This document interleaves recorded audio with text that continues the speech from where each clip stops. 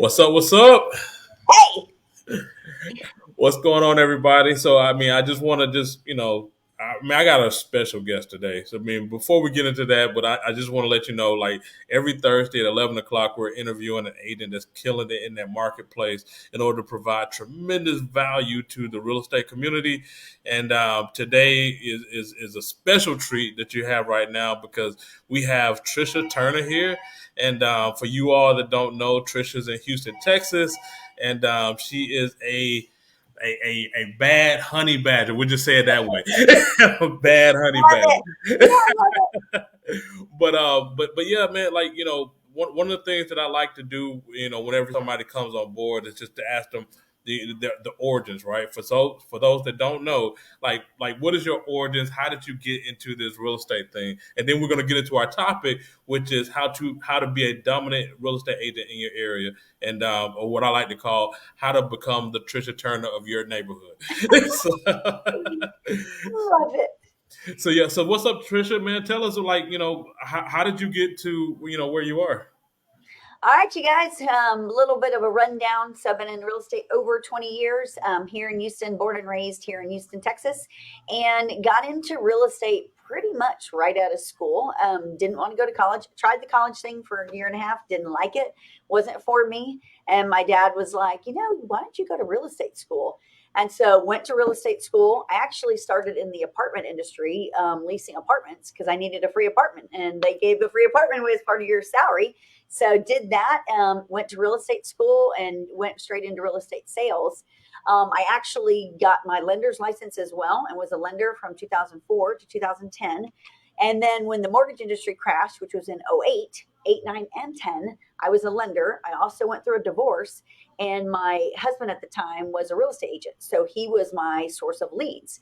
So during that divorce, it wasn't the most fun divorce. And so my lead gen resource was gone as well. So not only was it a mortgage crash and a divorce, but lost my source of leads as a loan officer. And so I let my license go at the end of 2010, my loan officer's license, and reactivated my real estate sales license and went back into it in the end of 2010, 11, like full force. And had 3 kids, so I was a single mom in a commission based income, and just started grinding every day hustling. And I worked at every big box company out there. I was at Keller Williams twice. I was at Remax, Caldwell Banker, Gary Green, even. I worked at a discount broker, kind of wanted to see what all of them were because I was like, one of these days I'm just going to open my own because I believe in being an entrepreneur. And so saw all the things that they did that I didn't want to be a part of. And so then I started working on my broker's license. And here in Texas, you have to have 900 hours to get your broker's license and 4 years of real estate sales. So that was always the goal. So once I hit that 4 year like straight sales mark, started working on my hours for my broker's license, and I got that about 5.5 years ago. And so while I was doing that, it was always building to open my own brokerage. And so we did. As soon as my broker's license was here, we opened Tricia Turner Properties, independent brokerage. And, it was always about just helping the agent because I, during that time as being a single mom, when I was at all these other big box companies, nobody ever gave me a lead. Nobody ever offered to help me. No one ever said, hey, try this. No one ever did anything. And I was one of those that was like, if you're not going to show me how to do it, I'm going to figure this out one way or another. I'm just going to grind every day. And so I did. And so it was kind of that concept when you see people pushing through and they're climbing that ladder of success, then you get haters. And so then they don't really want to hate you. I mean, like you or even help you. And so when I was in all these other companies, I just kind of was like doing my own thing, always just building every day, just building more. And so once I opened my own, my idea was I'm just going to have like 5 or 10 agents here, just my friends, and we're going to just do our own thing and be like a small boutique.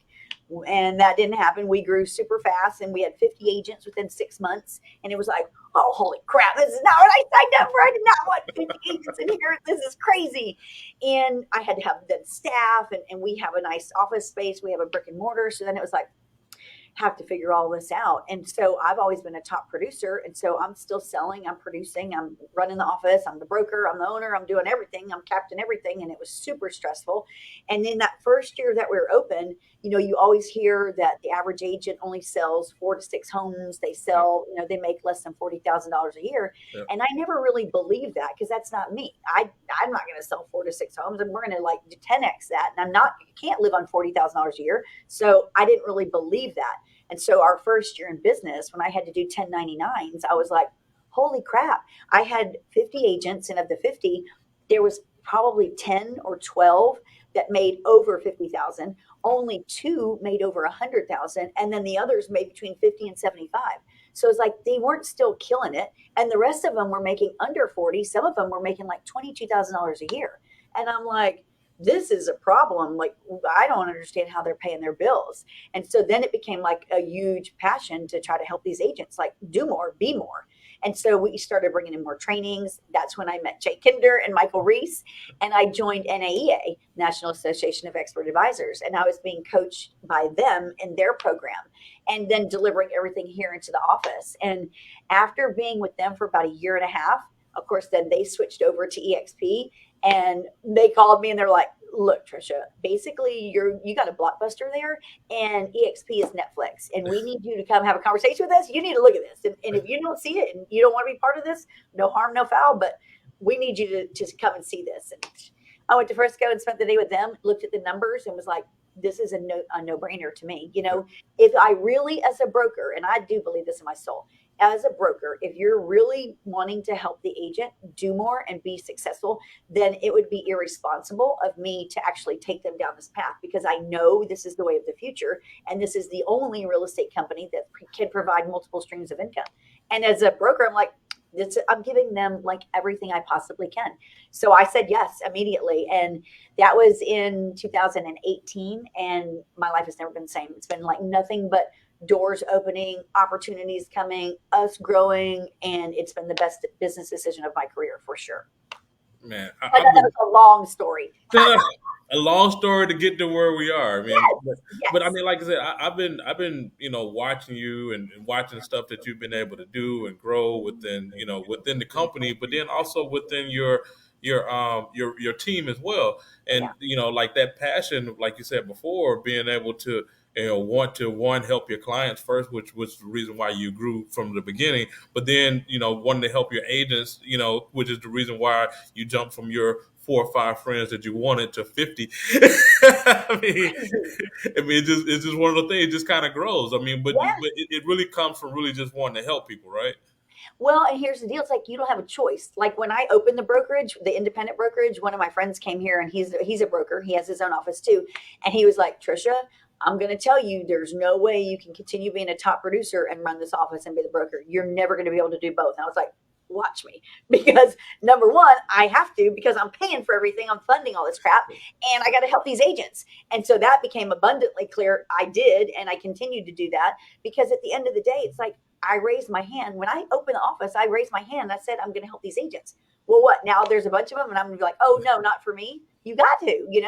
And like I was telling somebody just yesterday, I was like, there's days like we have a mega team. So when we switched over from our independent brokerage and we became an EXP branch office, and then we became a team, and I'm the team leader, it's almost like having a mini brokerage within EXP. It's pretty much exactly what it is. And so all 50 didn't move over. 20 of them came with me. Some of them didn't see it. Some of them were really ugly and became real haters on me and were spreading rumors that we were going out of business and all kinds of hell. But the ones that came with me have gone and grown like crazy. And so we have this amazing team. We have a mega team. We have about 26 agents on our mega team right now. And when I was talking to this lady yesterday, I was telling her, I was like, there's days when I don't want to get up and have to run this team and do all the things that are required of me to help them. But you know what? I said that I would. So therefore I will.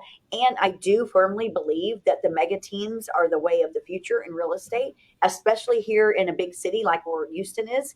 I mean, if I'm not helping these agents, and if we're not growing to try to take over the market and be the dominant one in the market, then we will be shut down. We'll be irrelevant, because there's too many disruptors coming at us. And so it's even more of a grind, I believe, now than it was 7 years ago, 8 years ago, because there wasn't so much disruption. And now there is. And like I was telling my agents, the consumer now they expect marketing. They expect a whole slew of stuff where they never did 10 years ago. Now they do. And if you're not delivering, you're going to be irrelevant. And so it's a responsibility as a business owner for me to get up every day and do what I do, whether I want to or not. Yeah. You know? So like, I mean, you kind of hit on a little bit of like the topic, just kind of dominating the area, Yep. and your team has been doing that. That mega agent status that you've been able to grow to is Yeah. helped so many freaking people in of itself. So like, if somebody, if they want to actually, learn to be the Tricia Turner in their area and just kind of dominate the marketplace, what are some of the things that's making your team one stand out, and how did you get to the point where you were able to start doing that? So when I was just a solo agent working on my broker's license, it was that daily grind every single day. You have to be on the phones. And I started doing lead gen by buying leads. And most people don't want to spend the money. It's like you got to spend money to make money. So when I started out, it was all buying leads. What I've told a bunch of people, my biggest mistake is I'm type A all the way, and a high D and I. So I'm always moving forward. And so what I'm doing when I'm doing transactions, it's always like next, next. I'm just keep moving. What I should have done, and all I've sold, thousands of homes, is like establish deeper relationships with clients so that it's more referral based. But because I'm just always moving, I'm in motion, I'm just buying stuff all the time. But the agents here, we're heavily focused on that now because you have to. It's a smarter way to build business when you go deep with your clients. One thing that we do here is community events. We are big on community events, and I'm big about what I tell all my agents too is like defining your day. And John Kitchens taught me this years ago because I coached with John too. And so John Kitchens told me a long time ago, he's like, here's what you got to do, because unfortunately people get up in the real estate world and get into reactive mode right away. You check your phone, you check your email, and all of a sudden now you're starting to put out fires at 7 o'clock in the morning. It's like, hold on a second, I got to get control of my day. And I really learned to do this in like 2011. After I went through a divorce, I was like in a broken place. I was in a dark place, and I had a lot of hate towards my ex-husband because I didn't want to be in that situation I was in. And so I had to get up every morning and get my mind right before I could even start the day. And I've always worked out. And so I added reading to my daily schedule in the mornings. And it started with the book on forgiveness. And I read that book in its entirety. And then I have always worked out. So then I go right to working out. And then after I work out, it's listening to some podcast or listening to something to feed my mind. So every single morning for at least 2 to 3 hours, I'm feeding my mind, body, and soul, because I need to have my mind right before I ever get on that phone, get on social media, any of that stuff. And then it's planning your day. And like John said, he's like, okay, you got to think, what is a perfect day for you? What is, I mean, sit down quietly and figure out, what does a perfect day look like? Do I want to be working at 8 o'clock at night? Do I want to be done by 7? What does that look like? And then reverse engineer. We know in the real estate world, you should be lead gen at least 2 to 3 hours every single day. I teach here in my office, you should lead gen for 2 hours and then do follow up for an hour at least. What I've done with my life is I do follow up Friday. So Friday, I block my whole day off and it's follow up time. So I'm on the phones following up with all loose ends from the week. Who, my sellers, who do I need to talk to? Agents that I've been talking to, where are they at in that whole process? And I teach my agents here, block out your Friday and do follow up Friday. That's what you do every Friday. You're following up on everything. And then during the week, what does that look like for you? Do you want to have appointments in the afternoon, or how does that work for your schedule? And so for me, and I tell everybody this, copy my schedule. If it's not on my calendar, I'm not doing it. That calendar runs my life. And so every day from 9 to 12 is blocked out for lead gen and follow ups, in addition to follow up Friday. And then I'm on appointments at 1, 3, 5, 7 if I have to. I don't want to be on an appointment at 7 o'clock at night, but if I have to, it's business. I'm going. But 1, 3, and 5, and then done by 5. That's my goal. And then on weekends, and it depends on where your level of production is. But for me, I'm in my home office every Saturday and Sunday morning because I'm up at 4. And so I need to be in there focusing on the business. Like, what I like marketing, and I believe you have to be a good marketer in the real estate industry to do like what we're doing. We're all over the place. And so I like that stuff, and I concentrate on that on the weekends, working on the business instead of in the business. And that, when you can focus on the marketing, that whole piece, and do what really needs to be done to move the needle and to be all over the place, that omnipresence thing, it makes things a huge difference. And so many people in the real estate world are scared to get on video. They're scared to get out there in public. And it's like, you know what? You better get out of your comfort zone or you're going to be gone. It's just happening. Yeah. Man, I mean, you said so much in that, man. Like, it's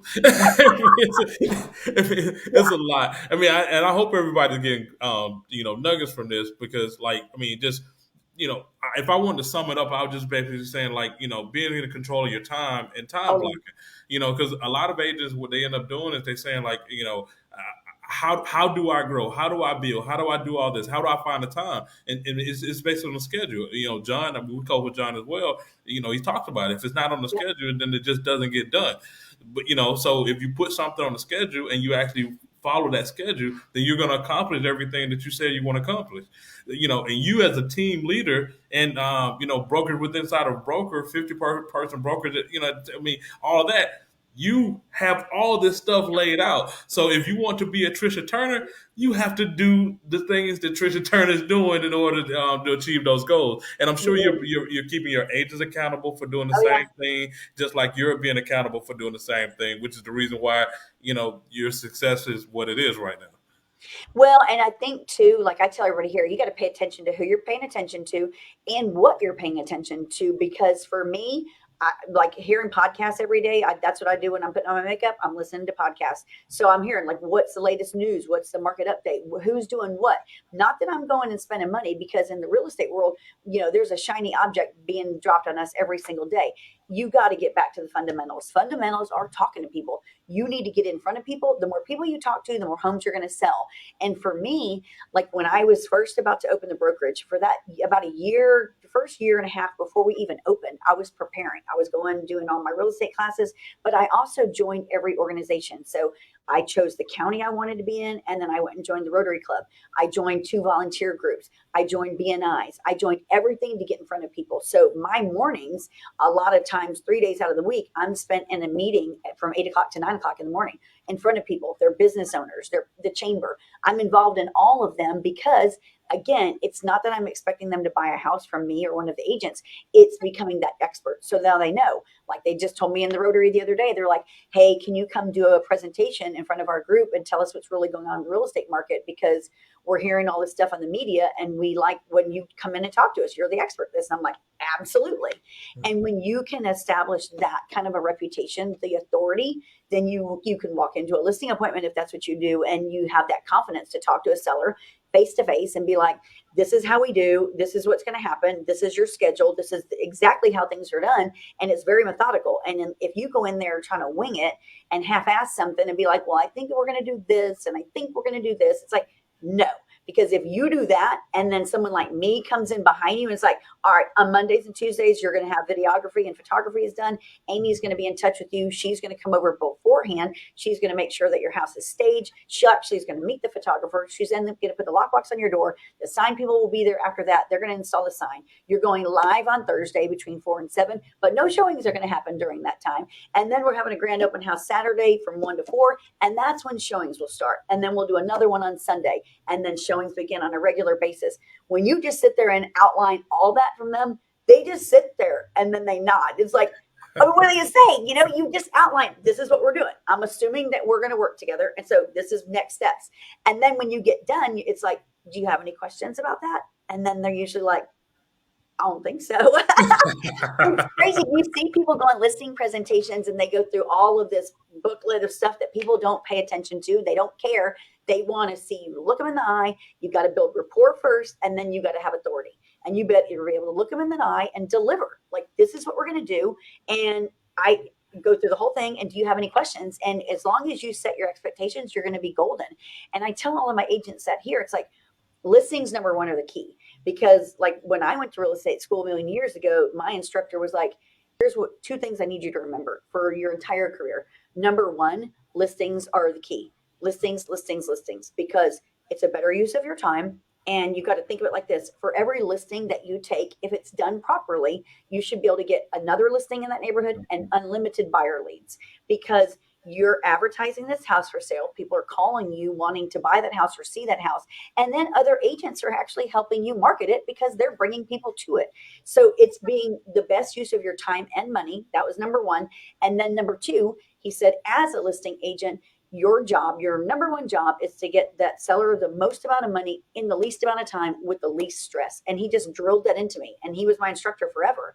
And it was like, you know what? When you put that as your core focus, like the seller is always right. They're your boss, and they're our boss. Without them, we have nothing. And so I drilled it into the agents. It's like these people, they give us our paychecks. And if you don't honor them and respect them, it's such a disservice because you're dealing with their biggest asset they're probably ever going to have in their life. And I think as this real estate industry shifts and a lot of people get weeded out this year, I think we need that because it's become too kind of nonchalant. There's a lot of people in our industry that aren't focused on the seller or the buyer. They're focused on their commission check, and that's all that they're focused on. And it's like, if you do the right things, the money will follow. You do the right things first, and then the money will come. And I, here in our office, we're focused on that. Like we have core values. And if you're not a good fit for, whether you're a client or an agent, if you're not a good fit for our core values, it's not going to work. We're not going to be aligned. And for us, it's the acronym CARES. So our number one core value is coachable. You got to be coachable or you're going nowhere because I'm the biggest learner ever. I am constantly in learner mode. I love being around people that are doing more than me because it's just like, holy crap, if they can do it, I can do it. And so then it's learning. Yeah, you're learning. So our CARES acronym, C is coachable. That's number one. A is accountable. Like if you said you were going to make 100 calls this week, did you? Because we're going to ask. Like you said you were going to do it. So let's talk about that. R is relentless. If you want to be successful in real estate, you better be relentless because I mean, this is a hard industry and there's not a lot of people that are successful. They may act like they are on social media, but when you really look at numbers and people that are actually killing it, the percentage is very small. And so for us, you got to be relentless or you're going nowhere. And then E is enthusiastic. Like you can tell I have a lot of energy.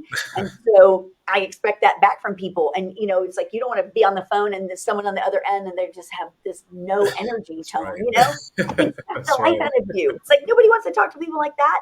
And then S is self discipline. Like if you're not, and I'm probably the most self disciplined person I know, but if you're not self disciplined, it's real easy to get distracted. People are going to invite you to happy hours and long lunches. It's like there's a time and a place for that stuff, but your time right now is always making money. I mean, I got to pay my bills. I got to keep us in front of people at all times. So I don't have time for the long lunches and the happy hours unless I'm going there with a purpose. Everything in my life is intentional. And I tell the agents that too. It's fine if you guys want to go do that stuff, but go with a purpose. Like, are you bringing a seller with you? Are you trying to talk to an agent about joining with us? What's the intent? Everything has to have an intent and a purpose. And I think when you focus on those core things, you will be successful. That much I know. And then training. We do training here like crazy. And I think too many of the brokerages have gotten away from that because they don't want to spend the money or take the time.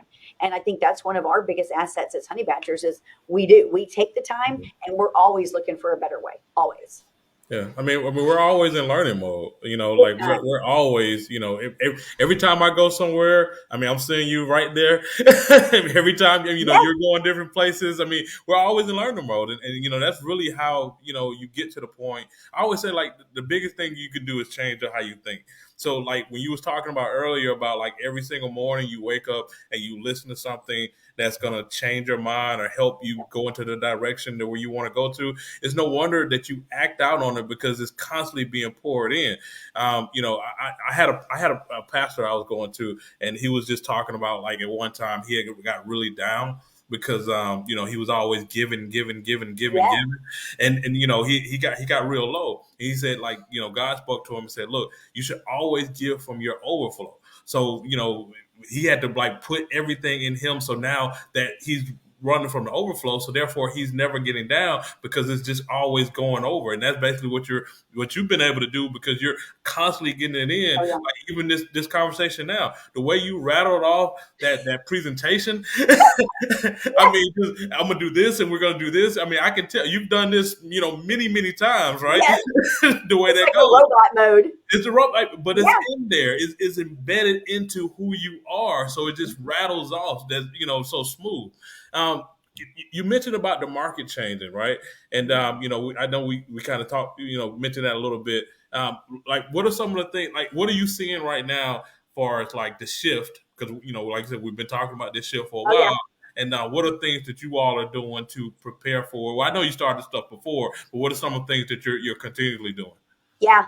So I tell everybody, like here in our office, we do sales trainings every Monday morning for about 2 to 3 hours. And when you see stuff on the media is usually reporting things 3 to 4 weeks actually late. And so what one of the key indicators that we were coming up with a shift, and it happened about 6 weeks ago actually, was when you see days on market. So here in Houston, we were at our lowest point of inventory. We had less than 2 months of inventory on the market, which in Houston, a normal average market is about 4 months, 4 to 6 months of inventory.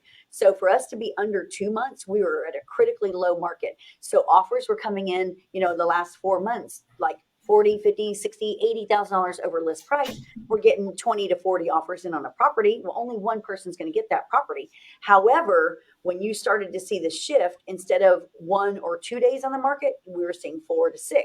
Now, when you're looking at it, it's 12 to 18 days on market. That's number one. That's a huge key indicator. Number two is, like for us in Houston, when you list a home in an average daily market, you can expect that home to sell, if it's priced right, between 97 and 98% of list price. That's been the norm for years. However, in this crazy market that we've been in for the last 2 years, you are seeing homes sell between 99 and 104% of list price. So basically over list, everything. Some even up to 110% over list price, which is insane.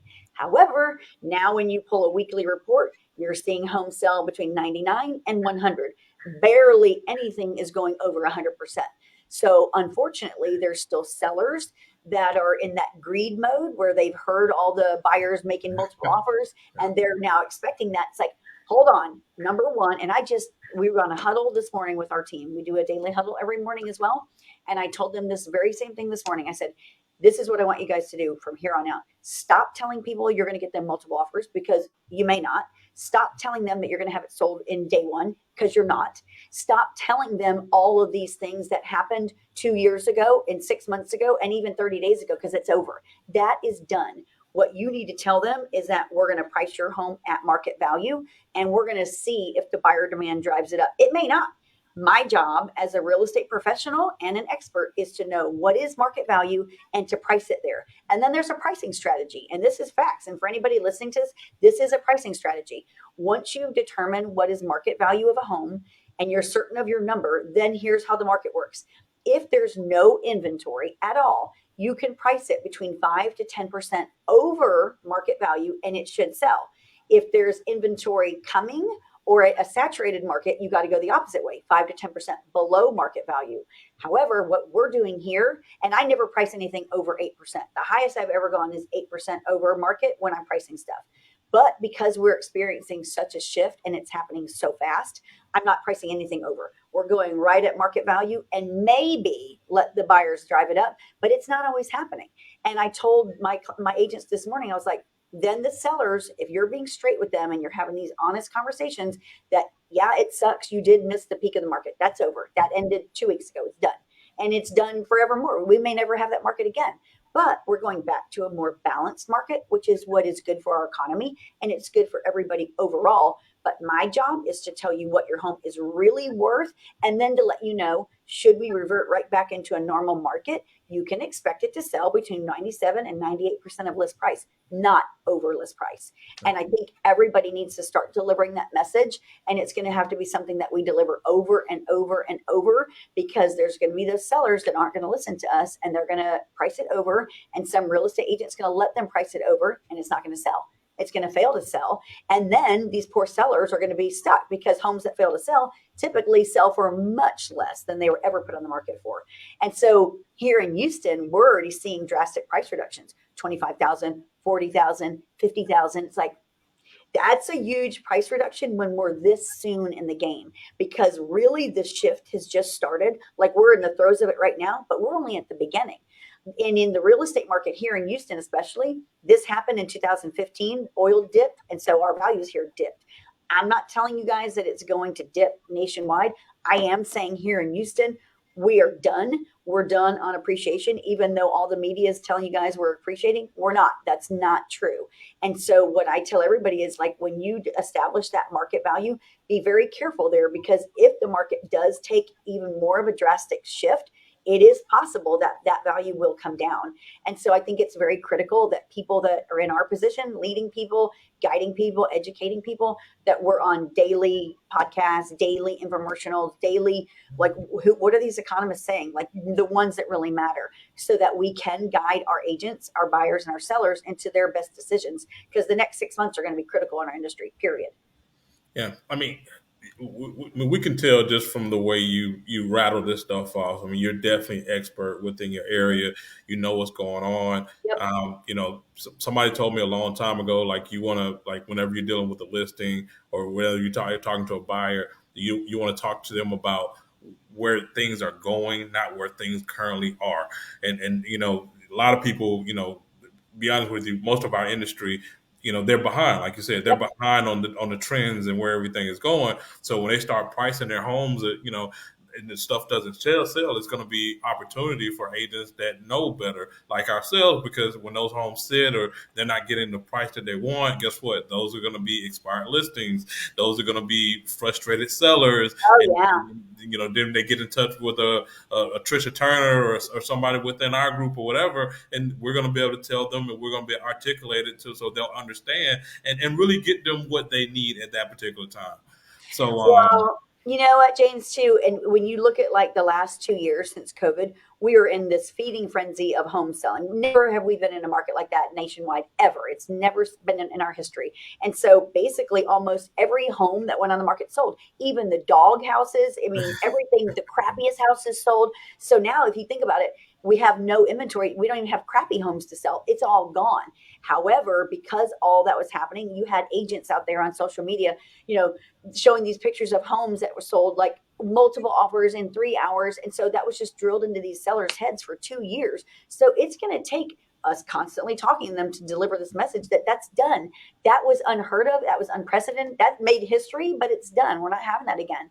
And now the goal, like I tell sellers every single day, I'm like, if this is really what you want, like number one, ask questions. What is the goal? Why are we wanting to sell? If it's try to capitalize on the market, then the time is now. I mean, right now. But if it's I want to sell and I'm going to move into a bigger house and I'm going to wait, well, I'm telling a lot of people, then if that's your goal, perhaps you need to wait a couple of months, because interest rates, in my opinion, will come back down some.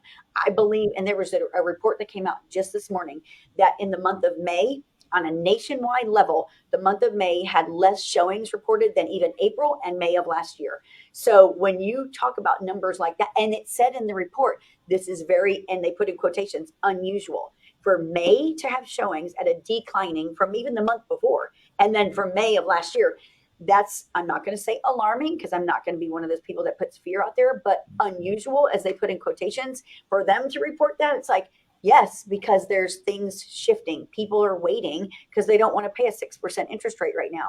And there's so much inflation, they can't. They're like, crap, I just paid $100 to fill up my freaking gas tank, and right. my grocery bill just went up $100 a week, you know? So they can't. They physically can't. And when you look at all of that, there's going to be no choice, I believe, but to drop them back down some, to just so people can get back into housing. Because one home sale feeds 26 different industries. Yeah. It's like, you think about that. There's insurance people, title, real estate, cleaners, painters. I mean, you start going there, there's 26 different vendors that can be involved in a transaction. That's a lot of stuff that fuels our economy. So our job as real estate experts is critical to help this economy keep going. So I think for us, we have to stay on the forefront. We have to be relevant always, and then be doing the right thing for our agents and our clients, period. Well, I can't think of a better person to get in contact with if they need help in Houston. I'm just gonna be Me honest with neither. you, yeah, in the area. But Trisha, man, I mean, I really, really appreciate everything that you're been able to share with everybody. I appreciate your Yeah. expertise. Just being straight up, just letting everybody know. Like once again, we do these every Thursday at 11 o'clock, where we're interviewing Eastern time. We're interviewing an agent that's killing it within their industry. And Trisha dropped a lot of great nuggets on everybody right now. Like, appreciate you again, Trisha. And I know I'm gonna see you at the next event that we're Oh, gonna yes, have. always. That's what we do. Absolutely. Well, I appreciate everybody. Like I said, tune in if you want to know more about how you can partner with me and some of the stuff I'm doing, you can go to jameshmassey.com. Like I said, you're in the Houston area and you're looking to partner or sell a house. I mean, definitely reach out to Tricia. Heck yeah. Thanks for having me, James. All right, absolutely, Tricia. Have a good one. Bye, y'all.